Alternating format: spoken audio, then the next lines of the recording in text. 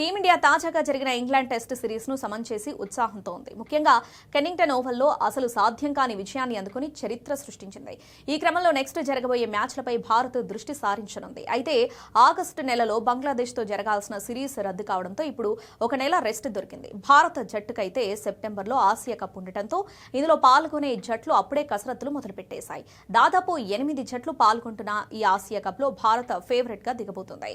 అయితే ఈ మ్యాచ్లన్నీ దుబాయ్ మరియు సౌదీ అరేబియాలో జరగబోతున్నాయి. దీనికి తగ్గ స్కెడ్యూల్ కూడా ఇప్పటికే రిలీజ్ అయింది. ఇప్పుడు ప్రతి జట్టు ప్రాక్టీస్ లో భాగంగా ఒక T20 సిరీస్ ఆడుతోంది. కానీ భారత్ మాత్రం ఒక నెల పాటు రెస్ట్ తీసుకోనుంది. బంగ్లాదేశ్ సిరీస్ రద్దు కావడం, మరి ఏ సిరీస్ కూడా పెట్టకపోవడంతో సెప్టెంబర్ వరకు టీమిండియా మ్యాచ్లు లేనట్లే. కాగా పాకిస్తాన్, ఆఫ్ఘనిస్తాన్ మరియు ఒమన్ దేశాలు ఒక T20 సిరీస్ ను ఆడనున్నాయి. అదే క్రమంలో బంగ్లాదేశ్ నెదర్లాండ్స్ తో ఒక సిరీస్ ఆడనుంది.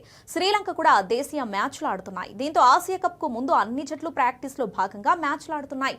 కానీ టీమిండియా మాత్రం రెస్ట్ తీసుకుంటుంది. దీనిపై భిన్నాభిప్రాయాలు వస్తున్నాయి. అసలు ఒక నెల సిరీస్ లేకుండా ఎలా ప్లాన్ చేస్తారని ఫ్యాన్ అసహనం వ్యక్తం చేస్తున్నారు.